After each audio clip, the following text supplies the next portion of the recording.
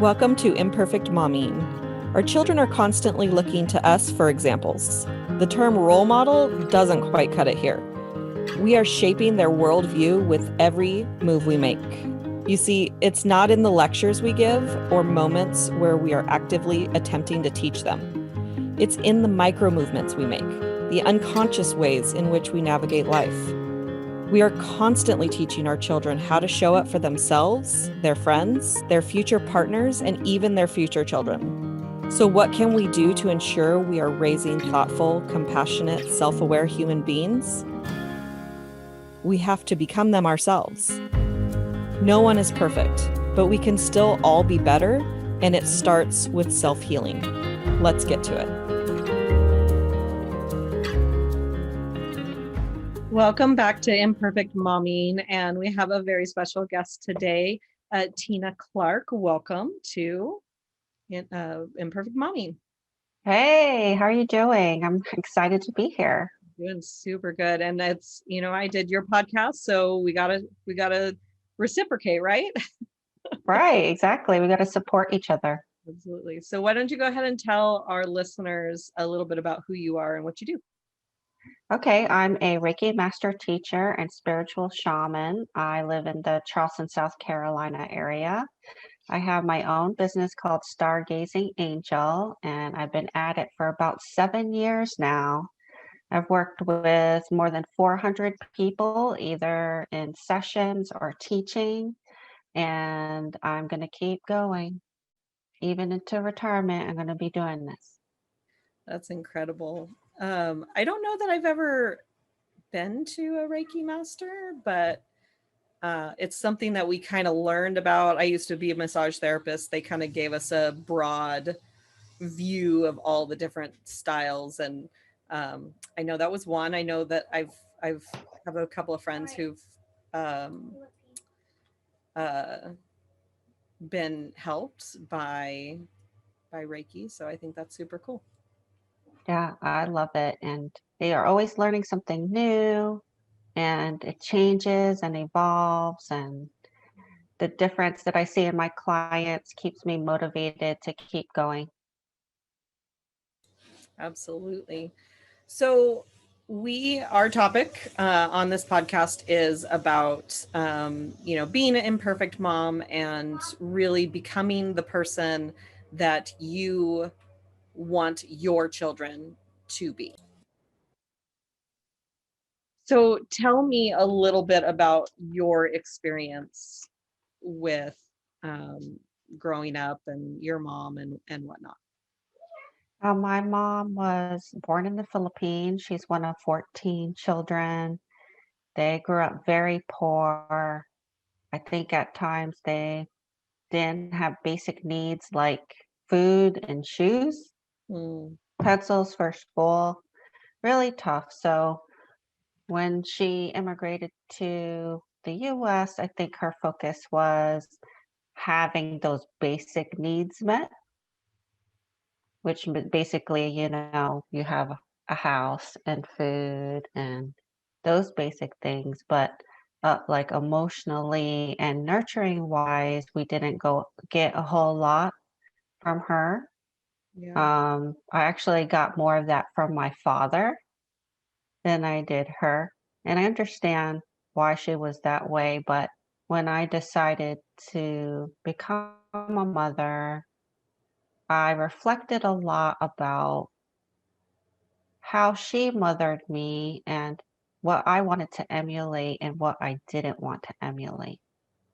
The interesting thing is, my mom was a working mom and she sometimes had two jobs at once. So I hardly ever saw her. Yeah. But when my sister and I became mothers, we became stay-at-home mothers. So I think that might have been an unconscious reaction to not having her around. We really wanted to be around for our children. And the ironic thing, that wasn't even my plan because I went to college and graduate school and got a job and was very career focused and ambitious. But the way it ended up, I ended up being at home with them, and I'm really glad I did get to stay with them. It's a gift. to be home with your children. I totally agree. It wasn't something that I really thought about prior to thinking about having kids. Like it was, I joined a home-based business. My recruiter into that business was a stay-at-home mom, and that was really what she wanted because that's what she experienced growing up. And so it was really important to her to work from home and be with her kids, and she got that opportunity, and I simply emulated that because that was the example that I had from her in the business. Ultimately, I realized that I wanted to be a stay-at-home mom, but I didn't have a stay-at-home kid. Like my son loved to be around other kids, and so I ended up having him in daycare a couple days a week just so he could socialize. And this was before, school age. And even after school age, he would go to daycare a couple of days a week, just to hang out with those same friends that he had at school, the ones that would go to daycare too. So it was kind of an interesting journey.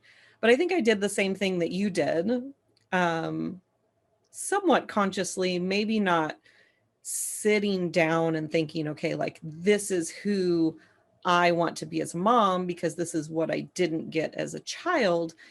I think as I came into certain situations, I did things the way that I wish they had been done with me. Right. And so I had one of my parents would, instead of asking me to go to bed or reading me a story to go to bed, and it was screaming at me to get into bed when I didn't go the first time.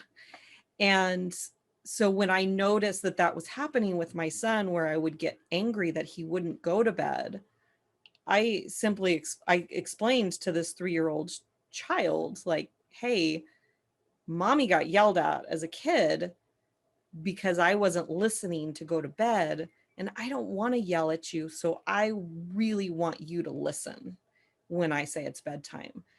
And I don't know if I lucked out or if that actually works, but I mean, it worked with him, and we've never had a screaming battle when it came to going to bed.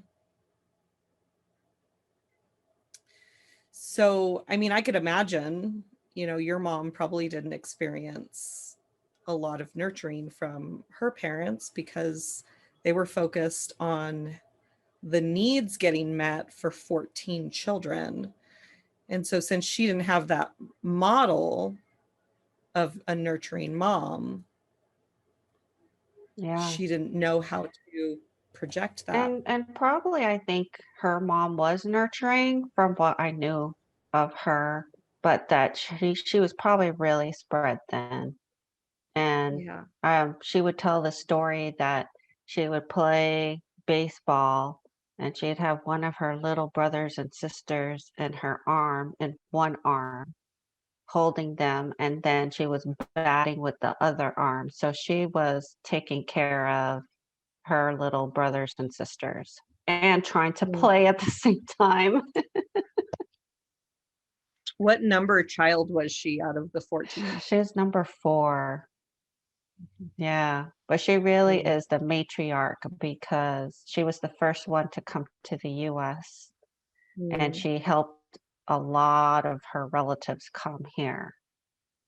So she was the Yeah. first one to break out of the mold and not get married young and have 8 to 10 children.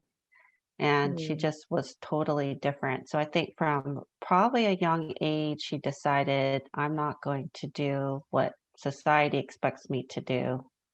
Mm. I want to do something different. I want a different life. And she succeeded at it.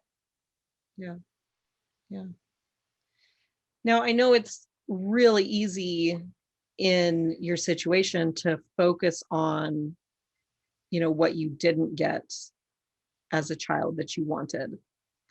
And I think it's really speaks to the strength of your character that you didn't just repeat the pattern of, I'm going to be like my mom, or The other thing that people tend to do in your situation when they have less than ideal upbringings is they just say, I don't want kids at all. Yeah, Right. no. There for some strange reason that didn't make any logical sense. I wanted to have at least one child. And I was never that mom that was like, oh, I want to have three. And I haven't even met my husband yet. I always thought that was weird. Mhm. But, I'm very practical. So I was like, if I meet a man I think will be a good father, I will think about having a child. And I met that man, my husband, and I was like, we will try for one and see how that goes. Yeah. No promises there'll be, more. So did you end up with more than one? How did the first one go? The first one was rough, Yeah. rough. I mean, I had four midwives Wow. and each checked my stomach, said baby's head down, right? Use their Yeah. hands, go to the hospital, 10 centimeters, dilate it. Oh, by the way, we're feeling a butt, not a head, Tina. Oh, So guess what? Had to have a I was C-section. gonna say emergency C-section. Yep. Yeah.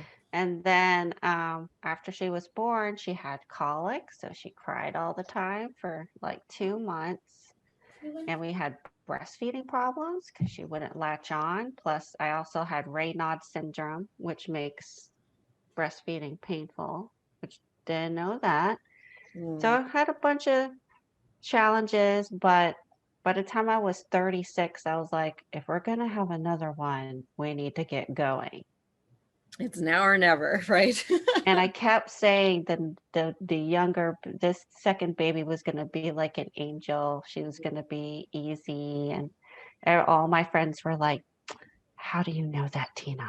And I said, because things balance out. I was like, I deserve this. Yeah. And So it's she was, I mean, not that Lily was a bad baby, but she was easier. She cried when she needed to cry, and she slept through the night at 7 weeks from then on. hmm, So she was yeah, an easier baby. yeah. Yeah, Like you said, it yeah. balances out. And to me, it usually goes the other way, where you have a just perfect first child. Like I've always noticed that like there's just the perfect first child, and then the second one is a lot harder. And I always joke that that's God's way of tricking you into having a second one.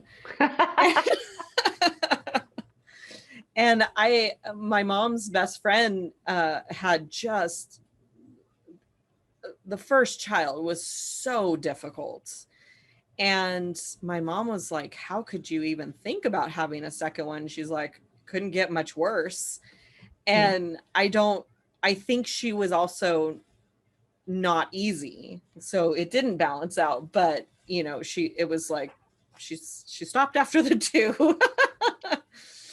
Yeah. But I'm glad that Yeah. you've balanced out. I could tell because when I was pregnant with my youngest, she barely moved at night. Hmm. And I was like poking her because I was like, hey, you okay in there?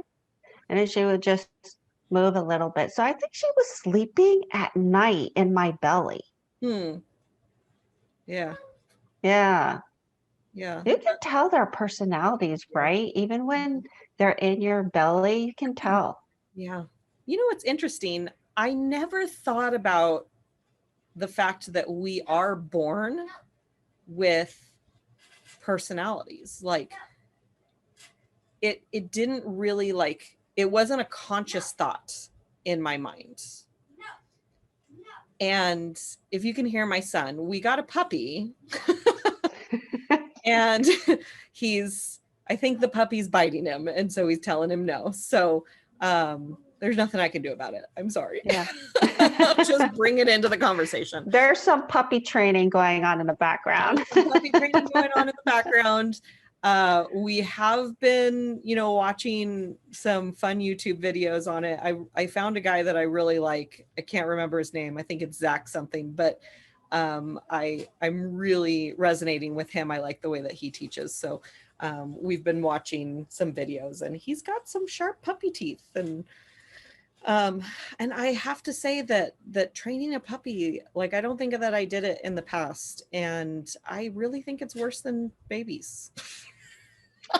I heard, and I'm not interested in doing Yeah. that at all. Yeah.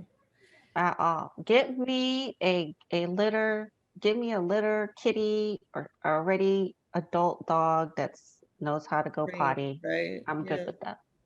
Yeah. So, I mean, it's kind of funny. I think the universe provides what you need sometimes. And my boyfriend and I have talked about, he's always wanted a dog, but he hasn't wanted the responsibility of a dog or the responsibility of anything. He's he just doesn't like the responsibility. And so he's kept his life very responsibility free, with the exception of me and my son. He's really taken on the responsibility of being dad. Um, but anyway, he just decided yesterday morning he's, quitting some bad habits and starting some really good habits. And then the dog shows up, and it wasn't on our radar right this minute. Like, I wanted to have a house that we own with a backyard that we can lock them out in, Hmm. and have a doggy door and all that kind of stuff. Cause that was my experience with my previous dogs. And it's a lot easier when they can just come and go as they please, or come and go as they need. And I'm getting more steps. We'll just put it that way.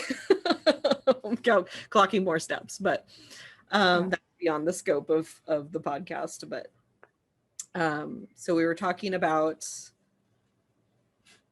balance and the second children, and was that complete? Was that conversation complete?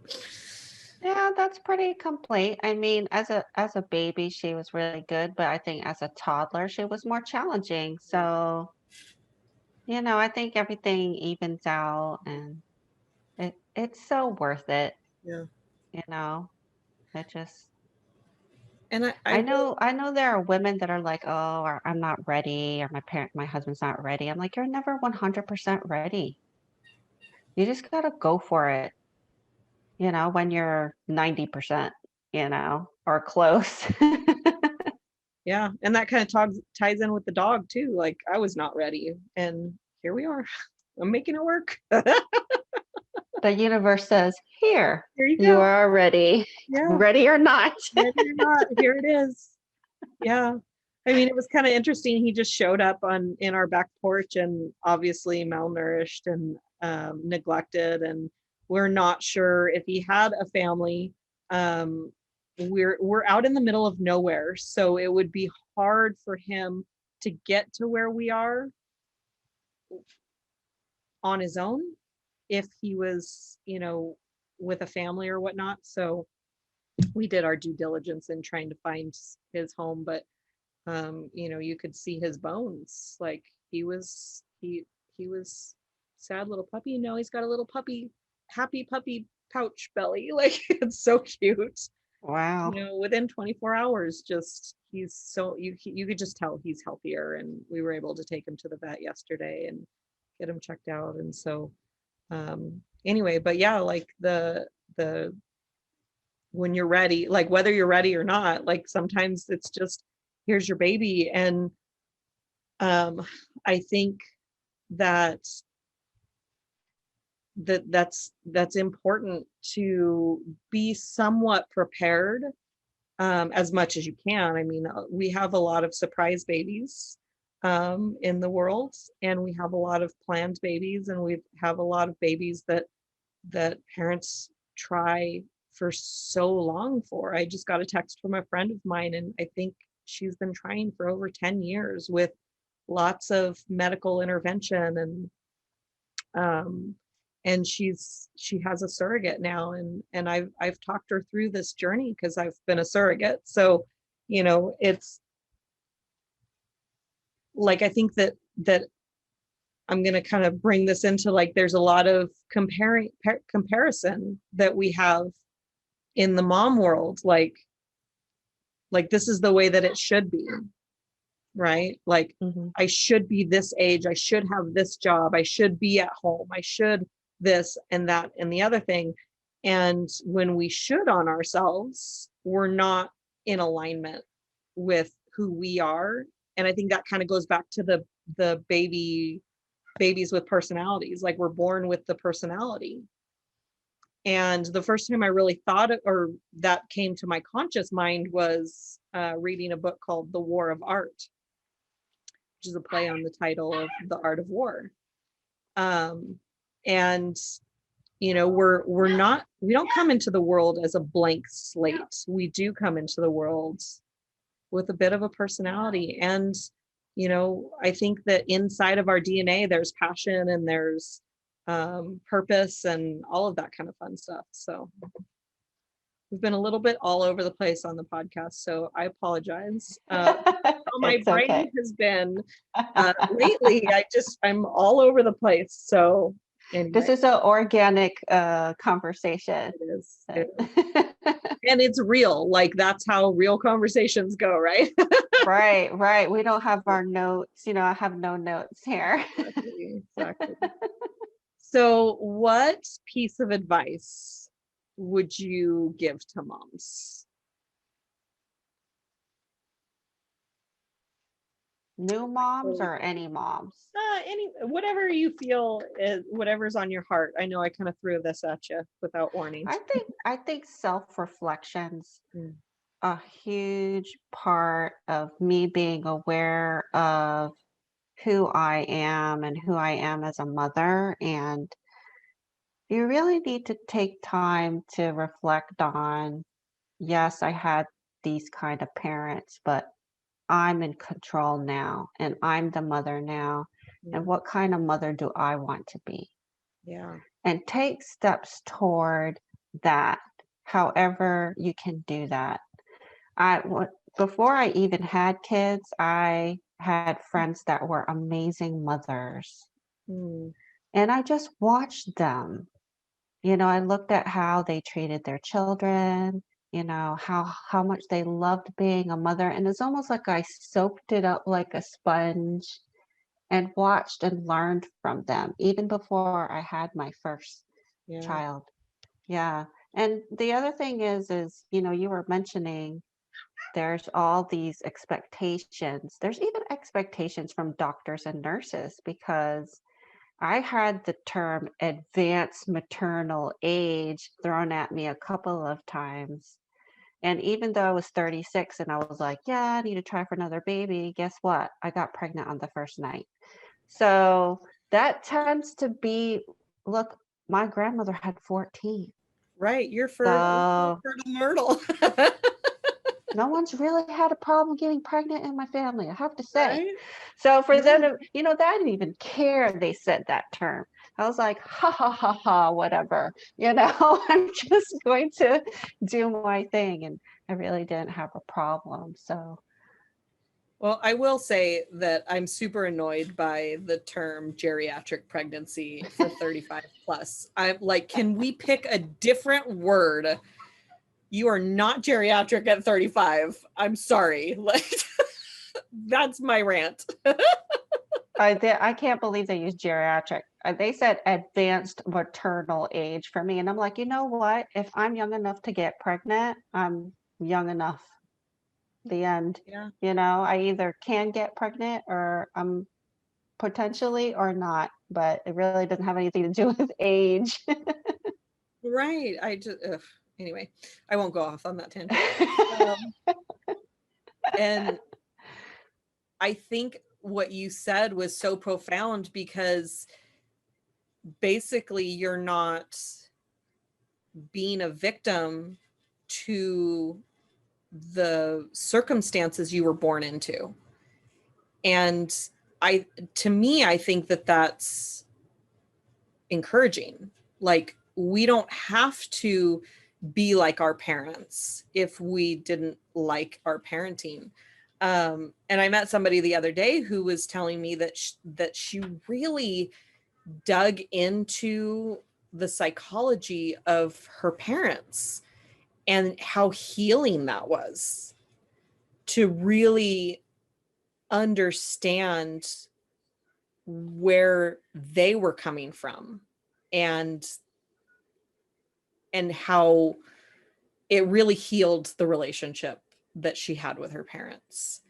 um and I was like, I've really done that with my dad, because I spent a lot of time feeling like my dad didn't love me, and then understanding, how he was raised and the struggles he's had in his life, and has really healed that. And I really started looking for evidence that that wasn't true, that he did love me. And the beautiful thing about that is my brain opened up to all these memories, these beautiful memories of him expressing his love to me. But around 12, 13 years old, I decided, well, he must not care about me. And so my brain started finding evidence of that. And whatever you're looking for evidence for, you're going to find evidence. And so, just to piggyback off of your advice, that's something that I advise is if you don't like the evidence in your life, start looking for evidence that the opposite is true. I think that's really healthy because I think we get stuck in a rut and we look at people a certain way or we look at our parents a certain way. And yeah, you're right. It's very one-sided. And people are complex, Mm-hmm. and we maybe our parents didn't tell us what their childhood was like. Maybe we just have to guess. But you know what? You can guess a lot by someone's behavior if you really tried. So I've put the puzzle pieces together, I think, for my mom, and my mom's alive, so I can ask her. But my father died at 18 and I can't ask him things. Yeah. I have the childhood, Right. experience of my dad, but not as an adult. Right. So, yeah, it's put yourself in their shoes, no matter how horrible you think they were, Yeah. you know, maybe they didn't have the capacity to give you what you needed. Not that that excuses it, but I think people do the best that they can. Totally agree. And a Yeah. lot of the things that we believe about our parents are these decisions that we make, these beliefs that come in, are formed by a child's mind. And a child doesn't have the life experience to be able to say, well, here's a different perspective. It's just, oh, my parents got divorced. That must be my fault, because this is the universe and this is me. And if you're not watching the video, my hand is revolving around, my hand is the universe and my other hand is revolving around it. Like, we only know ourselves at a certain age. And so we make decisions based on the information that we have at the time. And so as an adult, you can make new decisions, and you can, you know, just and heal some of those judgments from when you were a kid. Like, Yeah, question those conclusions you made because, like you said, as a kid, you can jump to conclusions. You right, you don't know all the factors and the complexities, and you may have made a leap into something that's not really correct or fair about the situation.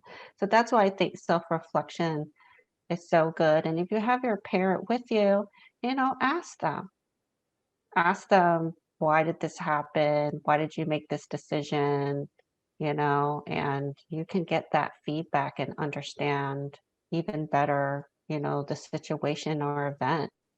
Yeah. And it helps to have an older sibling too, because I have a Mm. sister that's 7 years older, and Mhm. she remembers totally different things that I do, and it I don't know who's remembering correctly what, but it's like I love to bounce things off of her because she Yeah. remembers a lot more than I do just because she's 7 years older.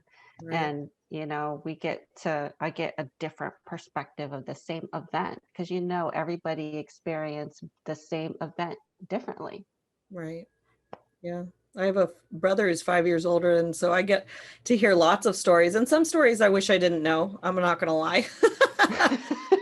But it's part of the family history that he knows, that he's shared with me, that I get to put pieces of the puzzle together. Mhm. And, we could talk about this forever and ever, Oh yeah, because this yeah. is this is like my jam right here. Like, this is stuff I love to talk about. Like, oh, anyway. How about a book? Is there a book that was particularly impactful in your journey for parenting or self-healing? I would say one of the best books I read was 1, 2, 3 Magic because I think my parents yelled a lot Mm. when we misbehaved, and I didn't want to be a parent that yelled. Yeah. So I was looking for an option, and then one of my friends, one of those wonderful mothers that I observed, she practiced this 1, 2, 3 Magic, and it worked great with my girls. I Mhm. mean, I wouldn't even get to 2, and they changed their behavior. Hmm. So it prevented me from yelling, from getting upset, and it gave them consequences, but it wasn't too harsh. You know what I mean? Yeah. It was too intensely emotional, which I felt like when I was yelled at sometimes, it like I felt like it didn't match what I did. I don't remember like 90% of what I did, to get yelled at, honestly. Do you? Yeah. Yeah. I'm thinking back, and I don't remember either of my parents yelling at me. And my excuse me, and both my brothers have talked about my dad being a yeller, and I was like, I don't have any recollection of that whatsoever. I I remember more my step parents being the discipliners, but and not so much my parents. Excuse me. Um, but I'm so happy that you recommended that book, because I feel like I'm creating a mental list of people that need to read it, and I'm at the top. Not that I yell at my son as much anymore, but I'm noticing, as I'm sleep deprived from the puppy, that when I'm tired, that is my default.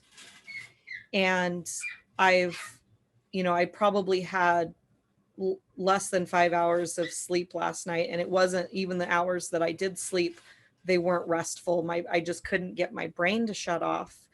And um and so as soon as my son woke up, I told him, listen, I'm tired, and when I'm tired, I'm cranky, and when I'm cranky, I'm yelling. And so just please understand that it's not you, it's completely what just my body is not, it's not functioning properly. And I thought the beautiful thing about that was that I probably got to take a 2-hour nap today, because he was watching the puppy for me, and I feel so much better. I feel so much more like myself, that and those are things that I didn't know about myself probably a year or two ago. Yeah, I think it's important to explain to your kids what's happening when you get upset. Um, Mm. I try to explain. I remember my youngest, she triggered me. and I got real upset and I had to walk away from the dinner table. Yeah. That's how upset I was getting. And later on, I explained to them why. And I wanted them to understand why I got so upset. I didn't want it to be some kind of mystery, Yeah. or I didn't want them to be, I wanted to be clear to them why something so innocent could make me so upset. Right. And I think they did. Um, and my little one kept apologizing. And I was like, no, I don't need you to apologize. I, I just want to explain why. Yeah. And so you understand why I got so upset about that. And that goes Yeah. back to what we were talking about, where when we're younger, we assign a meaning to something. But when you take the time to tell your child, this is what happened, they can't make it mean something disempowering about themselves. Yes. Yes. If Give I them the was information, explain it, explain it. And you know what? And I apologize. yeah. I say, I'm sorry I got angry. Sorry I snapped at you. Mhm. I'm sorry I'm cranky. I apologize. And I don't know about you, but I almost never got, I don't think I ever got apologies from my parents. I don't I don't have any recollections of explanations or apologies or anything like that. I can't say that those things didn't happen because I don't remember a lot of my childhood. But it's it's so powerful to explain, because they don't have the chance to make the disempowering meaning, and they get to see that you're human. And when they get Right. to see that you're human, they get to understand that they're human too. Right. And And an angry adult is scary yeah. to a child, even a teenager. So they may not feel like they can ask you, Mom, why? So you have to step up Mm-hmm. and explain why. Right. So, we're not perfect and we have to admit it when we make mistakes, Yep. Absolutely. because we're all doing the best we can. We are. Our parents, us, our kids, everyone. Yeah. The puppy. The puppy, I know. Funniest thing about the puppy, this is my last thing, and then I'm gonna ask you to tell our listeners where they can find you. So I'm watching these puppy training videos, and this may sound silly or simple to everyone else on the planet, but I was of the generation that when your dog pees on the carpet, you rub their nose in it and toss them outside or whatever you do. I have not done that with this puppy. We watched training videos before that. And this Zach guy, I think that's his name, that I really like, he said, it's as useless as punishing a baby for peeing in its diaper. And I was like, huh, yeah, they're just babies.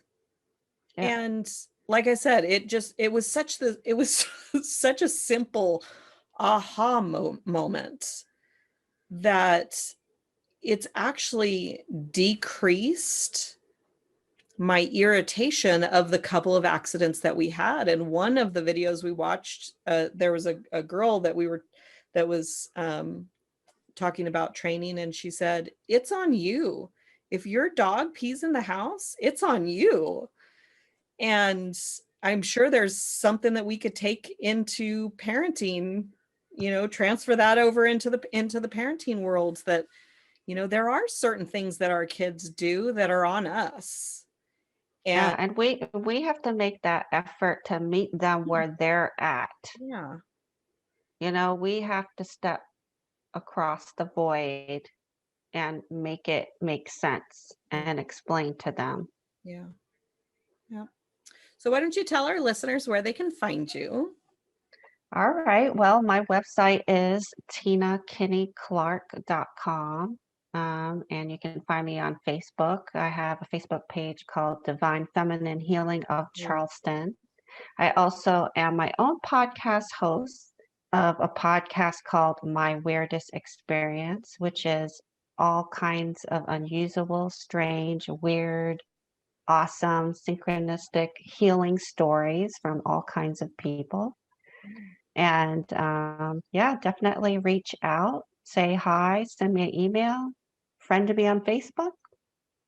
Absolutely. Tina's a wonderful person. And if you're interested in my surrogacy journey, the full story, it's on her podcast. Yes, it is. So come check it out.